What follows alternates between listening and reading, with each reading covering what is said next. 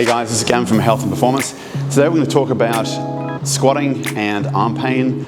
So with this today we've got Billy Frost. Billy's going to be helping us as our demo model. Billy recently squatted 150 kilos in the 75 kilo class, so she knows a little thing or two about squatting and how to get set up properly. So we're going to be using her for sure. Now this video series is going to be in 4 parts. The first video is going to be this one. We're going to show you how to alleviate the acute symptoms. Like, so if you're getting arm pain, maybe pain in the front of the shoulder from squatting, quite often when you're going heavy, and normally I find this sort of with guys more than girls, but can definitely be related to females in, say, excuse me, heavier weight classes or more heavily muscled females. But I see this most commonly in males, but basically it's all for the same reason. It's going to come back to either a lack of mobility or not setting up correctly in the squat and taking too much load in the arms and not enough in the back. But we're going to get to that in second, third and fourth parts and how to remedy that, how to alleviate things. What we're going to talk about today is how to alleviate the acute pain in the brachialis, which is this muscle down through here.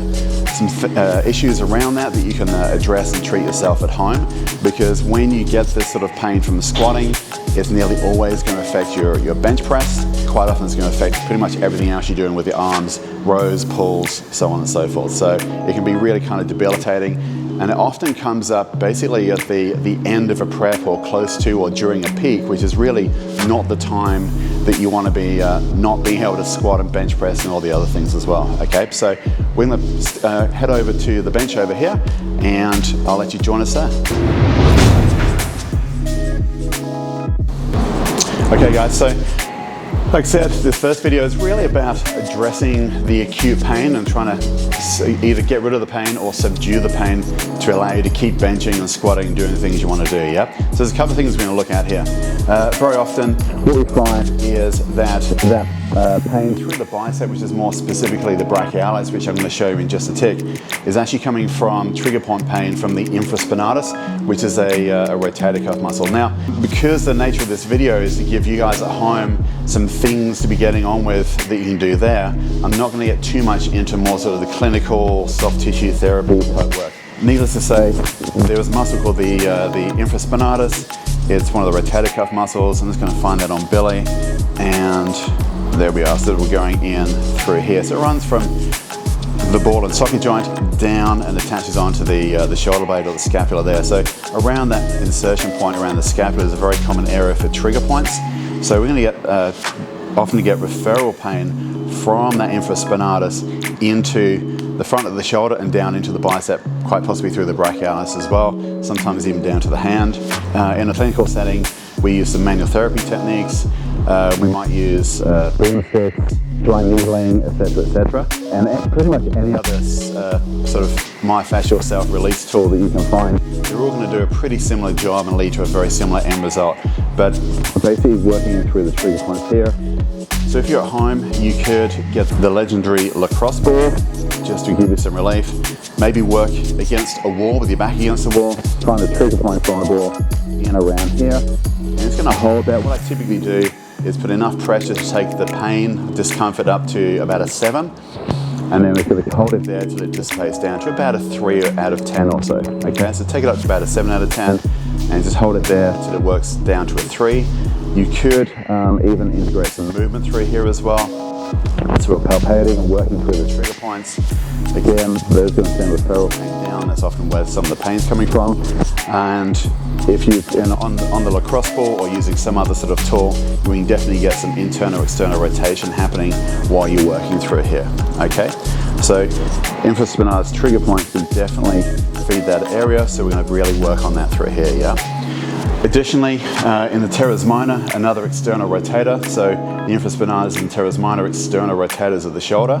Now, as much as they're external rotators, under load, they're not really creating external rotation. They're actually facilitating stability through that glenohumeral joint. Okay, so we may well find teres minor, but we're going under around here-ish. There we are.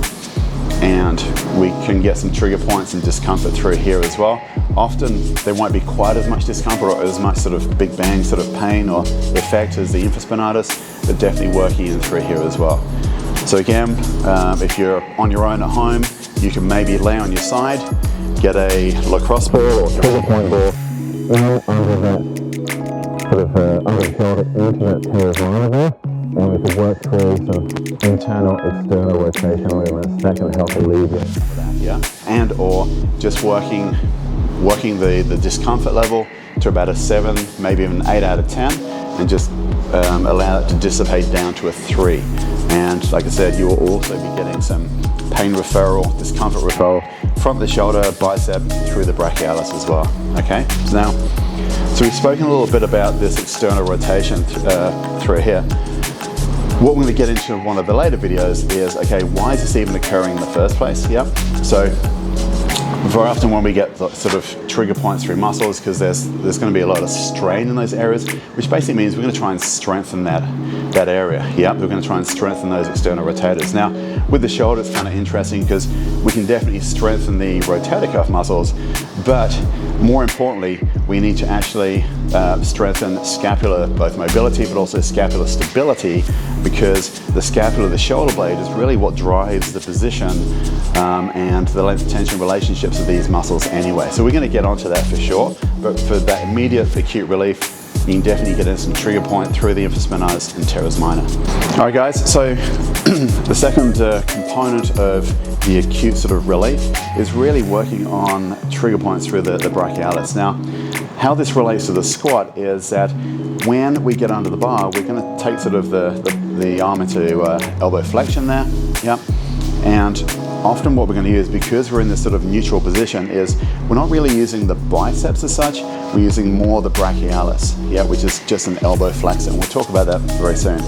Now, for many of you will be getting pain down through sort of you'll feel that through the outside of the arm or outside of the bicep through here. And this is where the brachialis runs. So the brachialis is sort of a broad, thin muscle that really runs from about a third of the way down the humerus right down to the ulna through here.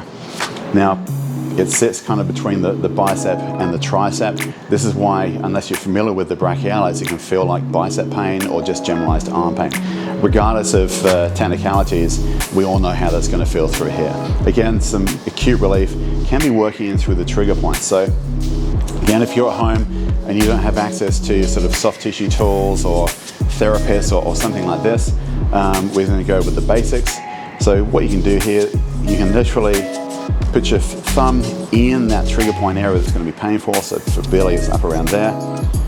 It's basically just push into that trigger point pain, take the pain up to about a 7 or 8 out of 10, and let that subside down to about a 3. That just dissipates down, and we can work through, I normally suggest around 4 points through here. Quite often as we work down towards the elbow, it gets more and more painful, and then through here, yeah?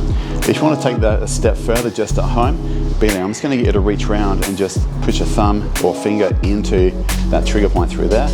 Yeah, that's it. We can palpate that area, and then we're going to go into flexion through here, and then palpate while we get some movement through here. Yeah, so it's really just sort of facilitating things as well, okay? And we'll work through, let's just say, around 6 cycles of extension and flexion at the elbow. And then Billy's going to come down to that next area through here, palpate that area, take it up again to about a 7 out of 10 in terms of pain. 6 complete movements through flexion, extension through here. Then we're not going to do it right now, but then you work down again and then down again for a fourth spot through here, okay? So there's some very basic, simple things you can do at home on your own.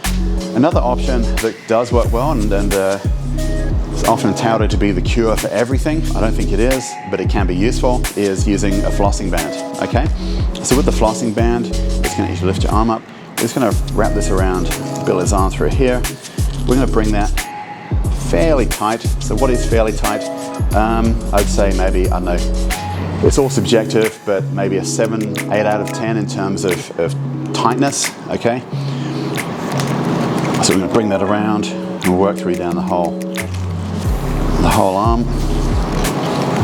Obviously it's easier for someone else to do, but you can actually do this on your own. So you might need to use your teeth to anchor it and then wrap it around. So working through here.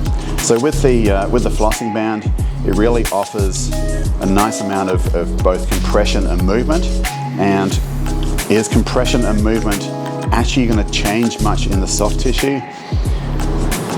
I'm not convinced completely, but it can definitely help in reducing the pain response. So our sensation of pain can definitely be changed after this.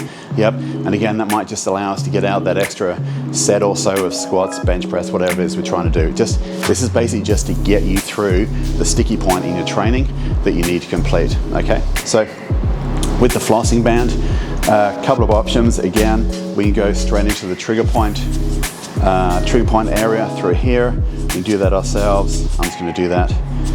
It's a little bit easier with the setup we got here. So we can, again, compression of the trigger point area, take it up to about a 7 out of 10, later come down to a 3, and or we get into the elbow movement through here again, okay? Now I find if you do have access to a flossing band, I do find this to be a little more effective with than without, purely in terms of, I guess, modifying that pain sensation and offering this sort of feeling of relief from the pain and discomfort. Good, and I'm coming down, working through here again.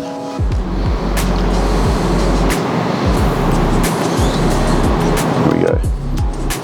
Good, and then again you work down sort of another couple of spots down towards the end, okay? Something else that we can use here, again, it's not going to fix things, but it's going to get you through, is using the flossing band and actually just doing some hammer curls. So we are looking at hammer curls or even a reverse curl through here to hit the brachialis. Very, very lightweight.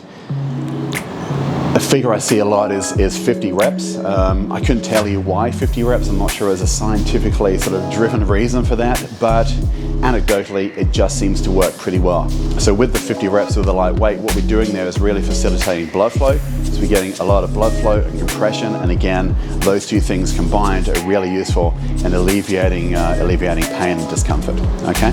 Let's take this off. And while I'm taking this off, I'm just gonna run through why we might use a hammer curl or a reverse curl as opposed to a regular bicep curl. So the muscle we're really addressing here is the brachialis. And like I said earlier, the brachialis is a flexor of the elbow. That is, it creates this action, okay? Now the biceps also do this, of course, yeah? And the biceps also work to create shoulder flexion, and they help with supination or bringing the palm up, okay? Now, if you want to work through the brachialis only and really not work the biceps, because it's the brachialis that's painful here, what we want to do is we want to come away from that supination because that really engages the biceps. As soon as we start rotating that forearm from the elbow there, we gradually put the biceps in a longer position, which changes the length-tension relationship and makes it hard for those biceps to be exerting force to actually flex and bend the elbow, okay? So therefore, the only thing we've really got left is the brachialis. So the brachialis only crosses the elbow, okay? So going into a neutral hammer curl or a pronated reverse curl kind of action is only going to be using the brachialis and kind of take out the bicep, which is useful for what we're looking for because we're trying to address the brachialis only.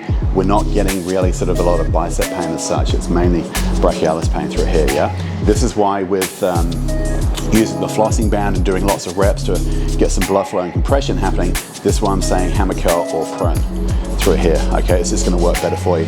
When we come up through there, we're still using the brachialis, but we're using a lot of bicep as well, and we won't get quite the same result that we're looking for. So there's a couple of options there that I've given you just to alleviate the acute symptoms. So we've got some trigger points through the infraspinatus and teres minor you can work through. Again, in a sort of soft tissue clinical setting, we can use myofascial release tools, dry needling, and so on and so forth. But we're giving you some options there to do it yourself, and also through the brachialis. Again, a couple of options in terms of working through trigger points, but also just getting increased blood flow through there, okay? Now, all of those, like I mentioned, are gonna help with alleviating pain and can help just get you through the training you need to get through before we have an opportunity to really address this properly. So part 2 of the video coming up next is how does this come about anyway? So we're going to run through what's really going on and what's driving this.